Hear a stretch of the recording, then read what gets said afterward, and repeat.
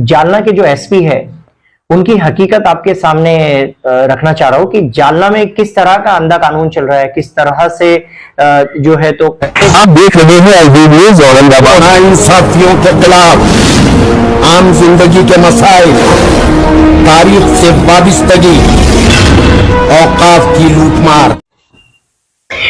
मैं हूं वसीम शेख, प्रदेश मंत्री भारतीय जनता पार्टी माइनॉरिटी मोर्चा।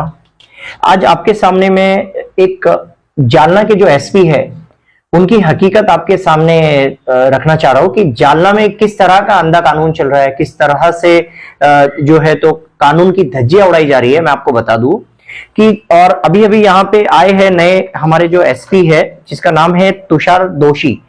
इस यहाँ पे तुषार दोषी साहब की साइन है। मैं आपको बता दूं कि जो जालना के जो तलाटी है Syed Khalid talati and circle inspector जो मंडल अधिकारी है विश्वास भोरे, सैयद खालिद तलाटी ने एक खुर्शीद अभी मोहम्मद अरशद की प्रॉपर्टी थी जो कि जटवाड़ा रोड पे रहने वाले हैं, इनके हस्बैंड एक्सपायर हो चुके, इनकी प्रॉपर्टी का 10 लाख रुपीस रिश्वत लेकर एक फेयर कर दिया गया था, जिसका जो सर्वे नंबर है जालना में, सर्वे नंबर है 55 और आपको मैं बता दूं 355 इसका सर्वे नंबर है। एंड ये जो प्रॉपर्टी का जो 10 लाख रुपीस लेकर रिश्वत लेकर ये रामचंदानी से इन्होंने रिश्वत लिया था और इनका पूरा नाम है रमेश हीराराम रामचंदानी और रामचंदानी हीराराम रामचंदानी। इनसे जो इन्होंने 10 लाख रुपीस रिश्वत लेकर और फेयर नंबर है 131812 एक म्यूटेशन एंट्री रॉन्ग कर दिया गया, यानी कि खुर्शीद अभी मोहम्मद अरशद की प्रॉपर्टी 10 लाख रुपीस रिश्वत लेकर सैयद खालिद तलाटी और इसमें संगमत करके जो विश्वास भौरे है इन्होंने प्लानिंग करके जो है तो ये इसका फेयर जो है तो किसी और के नाम पे प्रॉपर्टी कर दी गई थी। तो ये इस तरह की नाइंसाफी जो है तो खुर्शीद अभी मोहम्मद अरशद के साथ हुई थी और ये हुआ था। इसका रीजन जो है, इसके जो जवाबदार है, इसके जो जिम्मेदार है और रिस्पॉन्सिबल है वो करने वाले हैं सैयद खालिद तलाटी और विश्वास भौरे और भी जालना के इसमें कुछ अधिकारी है।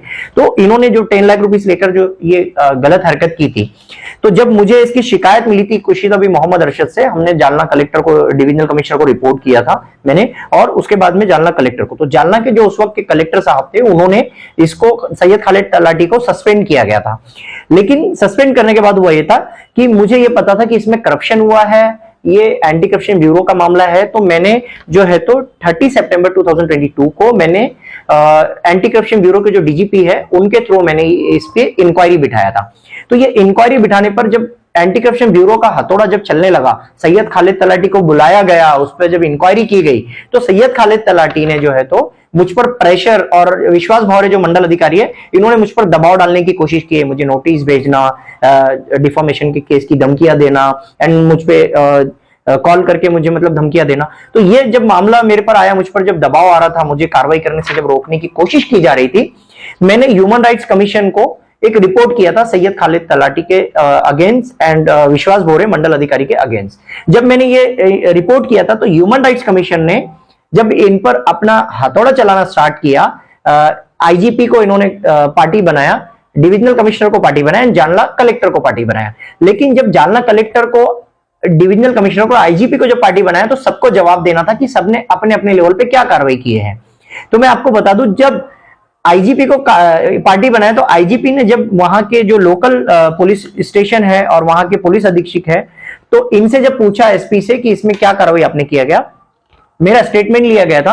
तो मैंने जब स्टेटमेंट दिया था इन पर गुना दाखिल करने के लिए, तो आपको बता दूं कि ह्यूमन राइट्स ने 13 तारीख की एक लास्ट एंड फाइनल चांस इनको दिया था कि 13 तारीख को, आने वाली 13 तारीख को आपको जो है तो इसका जवाब देना है और इसको फाइनल करना है। तो अब पुलिस को चाहिए था कि अब कुछ ना कुछ करके इस केस को, ह्यूमन राइट्स को हम अपनी तरफ से जवाब दे देंगे और अपना हाथ उठा देंगे कि हमारा इसमें कोई लेना था नहीं, हमने जो कार्रवाई करनी थी वो कर दी है।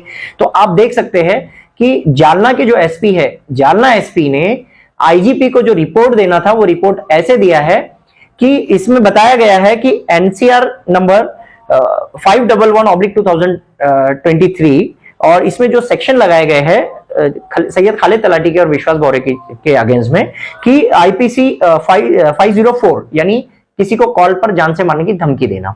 तो मैं आपको बता दूं कि जब ये एनसीआर हुआ है तो एनसीआर में एप्लीकेंट मैं हूं, तो मुझे ना तो पुलिस स्टेशन बुलाया गया, ना मुझसे एनसीआर के ताल्लुक से कोई चीज बताई गई, ना तो मेरी कोई एनसीआर पे सिग्नेचर है, और ना मुझे यह बताया गया कि आप इसमें एप्लीकेंट हो, और ना मुझे यह बताया गया कि आपने किसके अगेंस्ट में कार्रवाई की है। तो आप मुझे बताइए। और जो आईजीपी को इनको जब रिपोर्ट देनी थी, हवाल देना था, क्योंकि ह्यूमन राइट्स को रिपोर्ट करनी थी आईजीपी को, तो उसमें उन्होंने बताया है कि हमने इसमें एनसीआर ले लिया है। मैं पूछना चाहता हूं, जब मैंने एनसीआर दिया नहीं, मैं उसमें हूं नहीं एनसीआर देने में, मैं एप्लीकेंट ही नहीं हूं, तो जब ये आपने एनसीआर कैसे अपनी मर्जी से कर दिया, कब किया? ये तो एप्लीकेंट को पता ही नहीं कि इसमें एनसीआर हुआ है। तो आपने ये जो हवाल भेजा है झूठा है, और पुलिस अपनी मनमानी कर रही है, जालना पुलिस। और जालना के जो एसपी है उनको भी ये देखना चाहिए था कि ये कार्रवाई इसमें क्या हुई है। और एक एनसीआर मतलब कि अगर कोई किसी से 10 लाख रुपए की रिश्वत लेकर किसी की जमीन को किसी और के नाम पे कर देता है, गवर्नमेंट ऑफिसर जो कि सस्पेंड हो चुका था, फिर से उसे लिया गया, फिर से वो सस्पेंड हुआ है, तो ऐसे ऑफिसर को, ऐसे मामले में जब वो सस्पेंड होता है, ऐसे ऑफिसर अगर किसी पर दबाव डालता है उस पर कार्रवाई करने पर, तो क्या उसके ऊपर आईपीसी 504 करके आप अपना हाथ उठा दोगे? क्या उसके ऊपर कोई प्रिवेंटिव एक्शन नहीं लोगे? वो मुझे, अगर वो मुझे धमकी दे रहा है, मुझ पर दबाव डाल रहा है और मुझे कार्रवाई करने से रोक रहा है, कल अगर कोई फिजिकल असॉल्ट मुझ पर हो जाता है, तो हु विल बी रिस्पॉन्सिबल? मतलब पुलिस, जो जालना की जो एसपी है, वो अपना हाथ उठा देंगे मतलब ऐसे कार्रवाई करके, और जो आईजीपी है वो रिपोर्ट ऐसे ही दे देंगे ह्यूमन राइट्स को। तो जो जालना के एसपी हो, ये उन्होंने जो रिपोर्ट दिया है, ये झूठा रिपोर्ट है और गलत है। और जालना पुलिस की आप ये हरकत देखिए, जालना के एसपी कार्यालय की, कि बिना एप्लीकेंट के एनसीआर कर देते हैं, और एप्लीकेंट को पता ही नहीं कि एनसीआर हो गया। एनसीआर नंबर भी यहां पे दे दिया गया है, एनसीआर नंबर है जिसका 511/2023 आईपीसी 504। तो आप मुझे बताइए कि किस तरह की ये जालना एसपी की हरकत है। तो इस तरह की एसपी कार्रवाई करे। और अभी मैं बता दूं जालना एसपी को, तो मैंने इमीडिएट मैंने जो है तो 9/6/2023 को मैंने जो पुलिस आईजीपी है, आईजीपी को मैंने इसके संदर्भ में मैंने रिपोर्ट किया, इसके रेफरेंस कॉपी लगा के, कि ये जो हवाला आपको दिया गया है ये झूठा है और ये फेक दिया गया है, और इसमें ये फॉल्स इंक्वायरी की गई है, और आपको जो हवाला दिया गया है झूठा है, क्योंकि इसमें मैं ना तो इस एनसीआर में मैं एप्लीकेंट हूं, ना मुझे बताया गया, ना मेरी एनसीआर पे साइन है। इसमें नॉन एप्लीकेंट कौन है और एप्लीकेंट मुझे बनाया गया करके मुझे इस बारे में कुछ पता नहीं है। इसमें अगर ये एनसीआर हुआ है तो इसमें एप्लीकेंट कौन है? Who is applicant in this NCR? क्योंकि मैं तो हूं नहीं, क्योंकि मुझे पता ही नहीं है कि मुझे एनसीआर किया गया है, मुझे बुलाया भी नहीं गया, और मुझे हार्ड कॉपी दी नहीं गई। और मुझे अब जो आईजीपी को रिपोर्ट किया गया है वो मुझे एक व्हाट्सएप पर ये भेज दिया जाता है कि आपकी रिपोर्ट हो चुकी है, मतलब हमने हवाला दे दिया, आपको इंफॉर्मेशन दे रहे हैं। तो मैं आपको बता दूं, अब ये सब जो चीजें हैं, मैंने तो आईजीपी को रिपोर्ट किया हूं।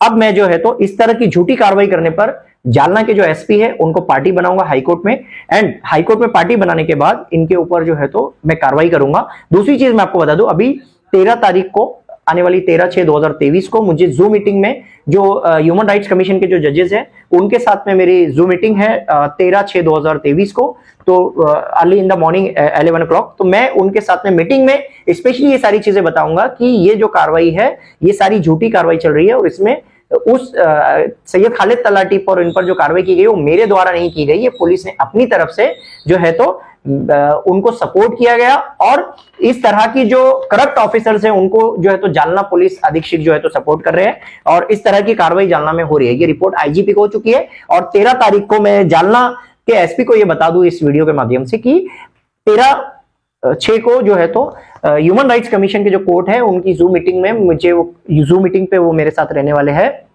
जूम मीटिंग में उनको बताया जाएगा कि जालना पुलिस अधीक्षक कार्यालय में ये काम हो रहा है, और इस पर जो सिग्नेचर है वो जालना एसपी की सिग्नेचर है रिपोर्ट पर। जालना एसपी आईजीपी को रिपोर्ट कर रहा है, वो भी झूठी रिपोर्ट जिसमें मैंने एनसीआर किया ही नहीं, और वहां पे एनसीआर की रिपोर्ट हो रही है। तो ये सारी चीजें जो है तो जालना में जो तो इस तरह का जालना कार्यालय में चल रहा है। और अभी जो नए एसपी आए हैं हमारे जो तुषार दोषी साहब, तो आते ही उनकी एंट्री ऐसी हुई, पहले तो ऑलरेडी जालना में इतना करप्शन चल रहा है, करप्ट ऑफिसर्स है, और एसपी साहब ने आके ये शुरुआत कर दिया, करप्ट ऑफिसर को सपोर्ट करने का काम शुरू कर दिया। चलिए, थैंक यू।